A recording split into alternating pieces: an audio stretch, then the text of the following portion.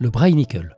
En 2011, une équipe de la BBC a filmé cette scène intrigante, la formation d'une stalactite de glace sous l'eau. Connu sous le nom de Braynickel, contraction des mots icicle et brine, ce phénomène est connu depuis les années 60 mais n'avait jamais été filmé avant. Les Anglais l'ont surnommé le doigt glacé de la mort et on va voir pourquoi.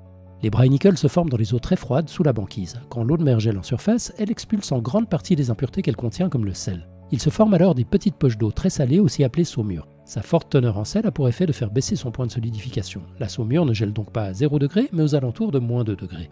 Comme cette saumure est aussi plus dense que l'eau et la glace, elle a tendance à s'écouler vers le bas par de petites fissures jusqu'à la base de la banquise avant de se déverser dans l'eau de mer. À son contact, l'eau de mer gèle et une stalactite de glace se forme autour de la saumure qui continue de couler jusqu'au fond. Lorsqu'elle atteint le fond, elle se diffuse sur le sol en gelant tout sur son passage.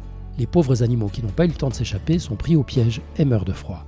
Un Braynickel ne dure pas très longtemps, les sources de saumure s'épuisent vite et il finit par fondre ou par être détruit par les courants.